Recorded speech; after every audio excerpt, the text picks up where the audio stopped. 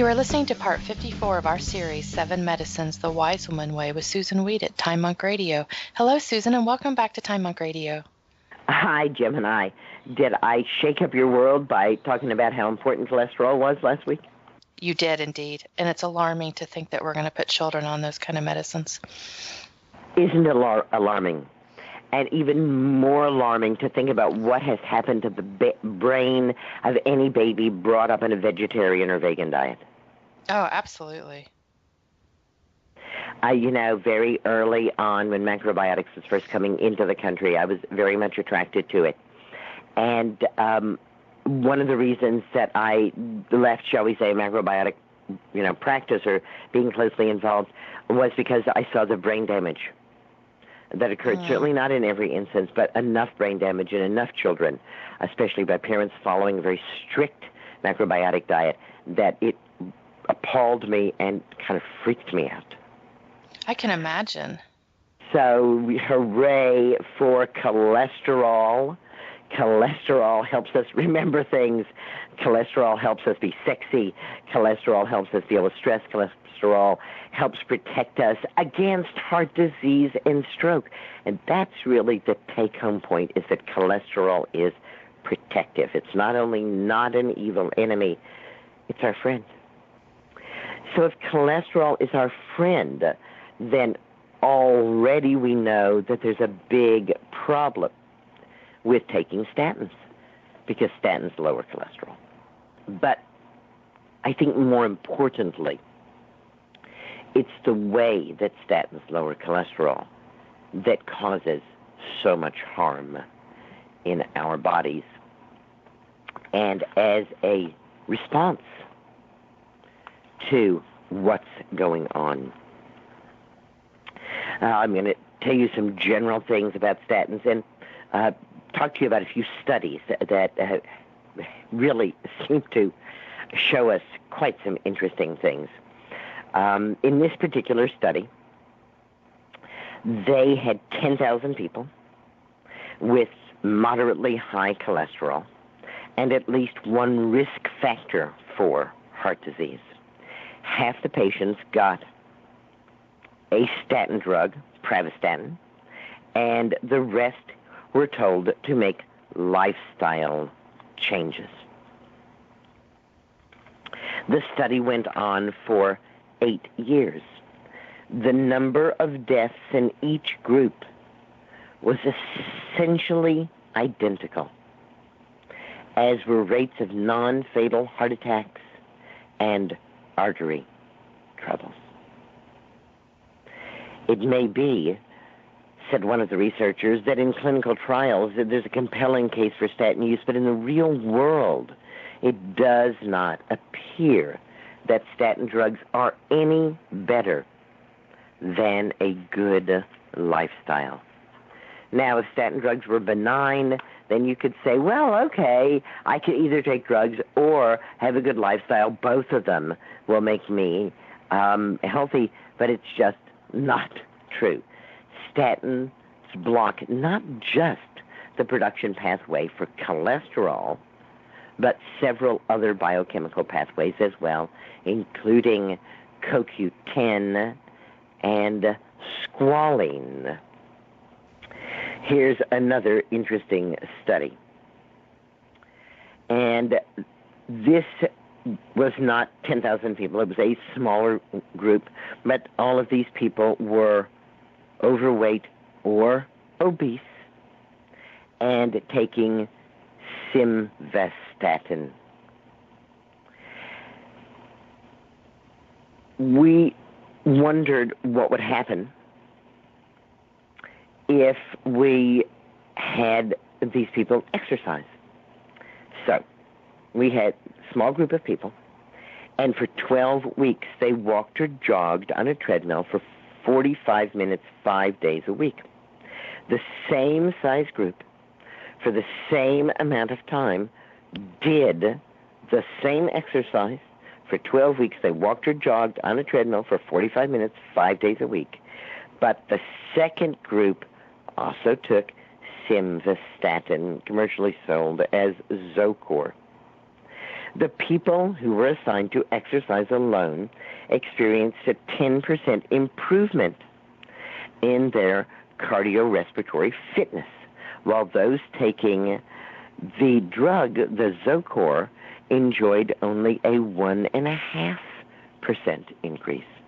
Additionally, people in the exercise-only group experienced a 13% increase in skeletal muscle mitochondrial content, meaning that their muscle cells became more efficient at converting glucose and oxygen into energy, while people taking Zocor, the statin drug, had a 4.5% decrease. Their muscles actually became less capable of using energy. Now, it is absolutely true that those who took the statin drug did reduce their cholesterol. Total cholesterol was decreased by 29%. However, the people who exercised had their cholesterol reduced as well.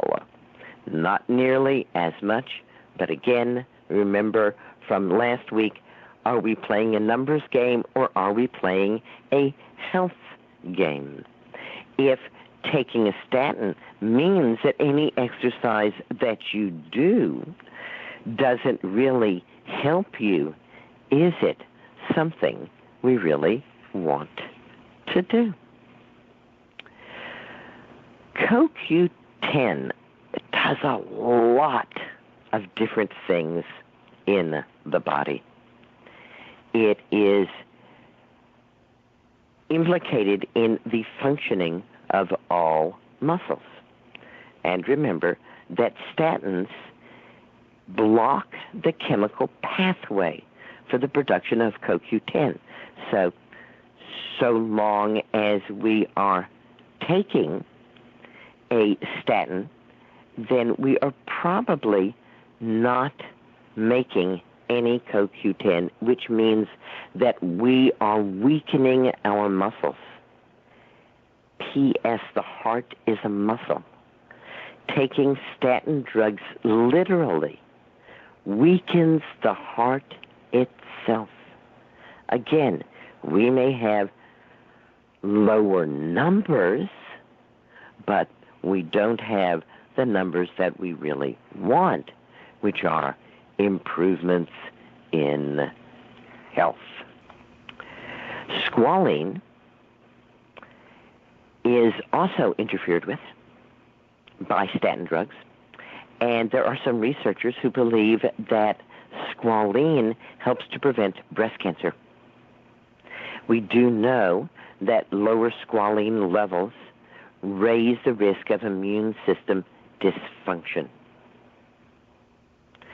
So taking statins, because it depletes and prevents the production of CoQ10, and squalene can actually increase the risk of acute heart failure. As if that wasn't enough, Lipitor, Zocor, Prevacol, and Lovastatin can cause photosensitivity. So if you are taking a statin drug, which lowers your cholesterol, which makes it harder for you to produce vitamin D, you may also find that you can't go out in the sun because the drug itself has caused you to become too sensitive to the sunlight. And I was amazed to discover that several cholesterol-lowering drugs, non-statins, also cause hair loss. Prevolit, Antara, Phenoglide, Lipofen, and the niacin-based drugs Niacor and Niaspan can all cause hair loss. Hair loss usually does not become noticeable until 2 to 3 months after starting the drug regime. The severity of hair loss depends on the type of drug you're taking, the dosage that you're taking, and of course your own sensitivity to it. And the good news is most of the time, once you stop taking the drug, your hair will come back. But remember, it's going to take 3 or 4 months before it comes back. So, statins are drugs that carry risks, but they don't seem to carry a lot of benefit. And this seems to be one of the things that is most astonishing to many people. It just seems kind of common sense to people that if you take a drug to lower your cholesterol, that you'll be healthier. But remember where we started last week. Cholesterol is our friend. Lowering it is not necessarily going to improve our health. I think that you have kind of gotten the idea, as I've been going along, that the older you are, the more important it is for you to have higher cholesterol. And for seniors who are taking statin drugs, they found that in a study of about 7,000 older adults, statin users had a 38 to 67% lower level of antibodies to flus compared to those who did not take statins. In other words, these people were given the flu vaccine, but their immune system was unable to respond to it. And statins basically rendered the vaccine ineffective or far less effective. What does that tell us about the relationship of statins to our immune system? It tells us that taking statins is not healthy. The package insert for Lipitor, the top-selling statin drug in the world with $11.5 billion in sales, and that's in 2009, goodness only knows what it's up to now, says that 3% of those who took a placebo and 2% of those who took Lipitor had a heart attack. That is only a 1% difference between taking a placebo and taking the active statin. What that means is that the earlier statement that lifestyle and drugs are essentially the same is not true. What's really true is that lifestyle changes, foods and herbs, can improve our heart health better than any cholesterol-lowering drug. Now, I personally have never seen any study that shows any benefit for women in terms of statins. And I've been asking now for over 10 years for anybody who knows of any such study to get in touch with me, provide me a link to the study, let me see a study that is showing that giving women of any age cholesterol-lowering drugs is going to increase their longevity or drop their risk of heart attack or stroke. The studies certainly show that cholesterol levels come down. No one is arguing that. But what I'm saying and will continue to say is that cholesterol levels aren't that important. In fact, there are studies that have found a positive relationship between higher cholesterol and greater longevity in women. The higher the total cholesterol in a woman's blood after the age of 70, the longer that woman will live. Well, I've been mentioning some of the problems and side effects of statins, and I can really only mention some of them.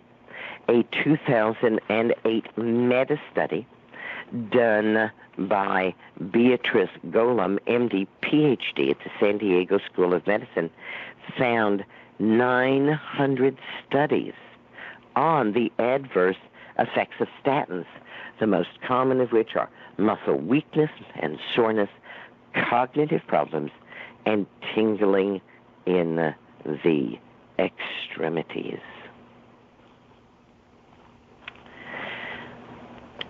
CoQ10. CoQ10 improves angina pectoris, arrhythmias, high blood pressure, shortness of breath, heart palpitations, and energy levels, says Susie Cohen in her book, Drug Muggers. CoQ10 protects cholesterol from harmful oxidation. Let's have a little review. We were talking about cholesterol, high-density lipoproteins, low-density lipoproteins. We said the high-density ones don't oxidize very easily, but the low-density ones do, especially the little low-density ones. And an oxidation of those causes inflammation. And CoQ10 is the thing that your body produces to prevent the oxidation of cholesterol. When we take a statin, we do not produce any CoQ10. Once a person has suffered from a stroke or a heart attack, it has been shown in numerous studies that taking CoQ10 supplements will speed recovery and reduce damage. CoQ10 can also reduce the risk of Parkinson's disease. So what that means is if you're taking a statin and you have a stroke, that your recovery is going to be not as fast and that you will have more damage because the statin has reduced the amount of CoQ10 in your bloodstream. CoQ10 seems to reduce the risk of and to reverse congestive heart failure. CoQ10 has been studied everywhere around the world, and there are dozens and dozens of placebo-controlled studies on the treatment of heart disease with CoQ10. Most of those studies confirm that CoQ10 is effective. Isn't it ironic, then, that CoQ10 is depleted by statins? Statins block HMG-CoA reductase, which is the pathway where not just cholesterol, but CoQ10 is produced. And the higher the dosage of statin, the more CoQ10 will be depleted. The worst effects from this depletion are going to be seen in people with heart failure, heart problems, or who are elderly. Low levels of CoQ10 have conclusively been shown to cause muscle damage. So it's not just muscle pain and muscle weakness. The statins are also causing muscle damage because of the lowering of the CoQ10. And this can lead to leg cramps, muscle aches and pains, restless leg syndrome, chronic fatigue, and, of course, increased risk of heart attack. CoQ10 is used by every muscle in the body from your head to your toe, and that includes your heart muscle as well. Sometimes you will start to notice the muscle pain when you start taking the statin therapy. But for other people, it will be months after they start taking statins that they actually start to really see what is happening to their muscles. I've had some people tell me that they felt like they were fine, taking their statin, and then they were holding something and it fell out of their hand because their muscles had become so incredibly weak. Cholesterol-lowering medications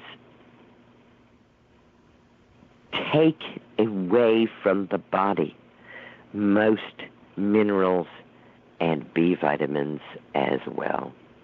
They reduce vitamin B12, they reduce vitamin B6, and they reduce folic acid. Remember that cholesterol itself directly is important for the formation of memory. And now we are also seeing that statins lower B12, which is also critically important to the formation of memory. In fact, we sometimes get elders who are not being able, due to lack of what the Chinese call digestive fire, or we call lack of digestive acids, not able to break the vitamin B12 out of their food. And we sometimes believe that the elder is suffering from a psychotic break, is suffering from Alzheimer's, is literally having mental problems. And these are caused by the statin drug and the depletion that is caused by those statin drugs. Complications that may result from taking statin drugs, according to Susie Cohen in Drug Muggers: heart disease, fatigue, higher risk of cancer, irritable bowel syndrome, frequent infections, hair loss, muscle pain, weakness, cramps, insomnia, leg cramps at night, vision problems. Wow. As we've been saying all along, the idea that we need to lower our cholesterol is a questionable idea. And if taking statins simply lowered cholesterol and did nothing else, that might not be too terrible. But in fact, what we find is that it's far worse. Statins do direct and outright damage to the body. They have numerous ways to damage us and very little to no real effect. Your total cholesterol is what the doctor is going to talk about, but it may not be the best way to really assess where you are. Let's look at some other risk factors. I've been mentioning all along that C-reactive protein and inflammation are very important. Inflammation is what's really going to cause that heart attack, and C-reactive protein is the measure of how much inflammation is in the blood vessels. The particle size of your LDL cholesterol is something that we talked about last week, and there are now ways for this to be measured. You tell your doctor that you're more interested in the particle size than the amount. You might get a raised eyebrow, and the doctor might just do it. How much lipoprotein A is there in your blood? And how much serum fibrinogen is there in your blood? Looking at these factors is going to give us a much clearer idea of what our actual risk of a heart attack is. Now, once we've had the tests and we're armed with a few facts and figures, we can assess our actual need for cholesterol lowering. Just having high cholesterol doesn't necessarily mean that we need to lower it. In fact, these factors are more important than total cholesterol. What is the HDL cholesterol ratio? Divide HDL level by total cholesterol. Your ideal is above 24. What's your triglyceride HDL ratio? Divide triglycerides by HDL. The ideal here is below 2. What is your iron level? Iron can be a very potent oxidative stressor. If you have excess iron in your blood vessels, it increases your risk of heart disease. Ideally, everybody should have the amount of iron in their blood measured, but it seems to only be something that would ordinarily be done for a woman during her fertile life. So you're probably going to have to ask your doctor to do a ferritin test, and it shouldn't be much above 80 NGs per milliliter. Of course, one reason that we think that women have fewer heart attacks than men is that during their fertile years, they are not high in iron. As a matter of fact, they can be low in iron. And so this leads us to easily envision that if you have too much iron at any age, one of the easiest ways to off some of that is to donate blood. And what a wonderful community service you would be doing at the very same time. All right, so we have been learning a lot of staggering, astonishing things in the past couple of weeks, that cholesterol is actually our friend. and that we want to look at not just cholesterol, but other things. Do you have a heart attack gene? Well, I do actually know people, and it seems like every person in their family does die of heart attacks. So is that the only thing that would increase your risk? No. There are some other tests besides the ones that I've mentioned. These are really new tests, and your doctor may not know about them. So you can re-listen to this and take notes and see about your carotid intima media thickness, which is an effective way to measure atherosclerosis inside the artery wall. It's an ultrasound wand. It looks to see if the carotid arteries that are in your neck are thickened. Excessive arterial thickening means you got to exercise more, eat a healthier diet, and maybe consider taking a baby aspirin every day. Genetic tests. More than half of all Americans have one or more gene variations that increase the risk of a heart attack and a stroke. The cost of testing has dropped down to about $100 per gene, and so your insurance may actually cover it. These are the genes that you want to look at. 9p21. 9p21 is called the heart attack gene, and if you inherit 2 copies of it from your parents, then your risk of having a heart attack, especially at an early age, is 102% higher. You also have a 74% increased risk of an aneurysm. People with these genes, 1 or 2 copies of this gene, are advised to exercise more than usual, at least half an hour daily or 5 days a week. People who have this gene are generally advised to have an ankle brachial index test, which means simply measuring the blood pressure in your ankles as well as in your arm to get an assessment. Another gene we want to look at is ApoE, ApoE. This affects how your body metabolizes nutrients, and there are different types of this gene. The 3-3 genotype, and about 64% of Americans have it, does increase your risk of cardiovascular disease, but not nearly as much as a 3-4 gene or a 4-4 gene. In fact, the advice is that if you have a 3-4 ApoE gene or a 4-4 ApoE gene, then you need to really restrict your fat, and the rest of us can enjoy. Look for the gene KIF6. This is an arginine gene variant, and it increases the risk of cardiovascular disease overall by about 55%.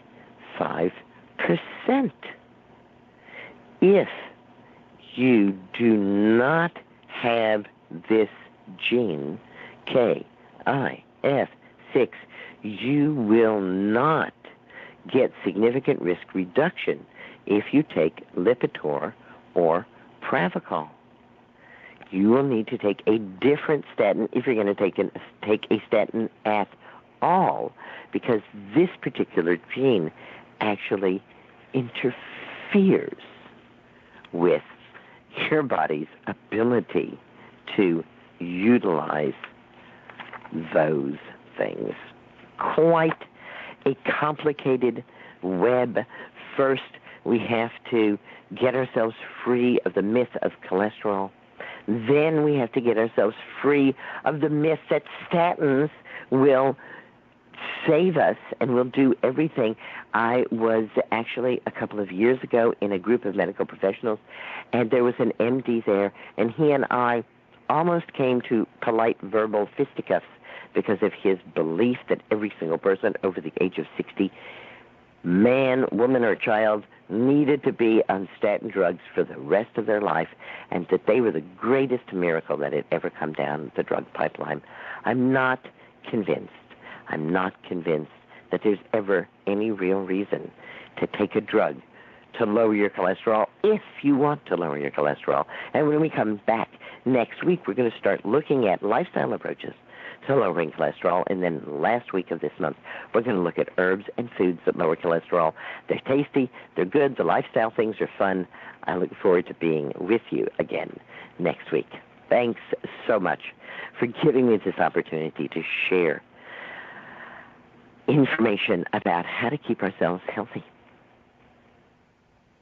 Thank you, Susan, and we look forward to speaking with you again next week. And this concludes part 54 of our series, The 7 Medicines the Wise Woman Way, with Susan Wade at Time Monk Radio.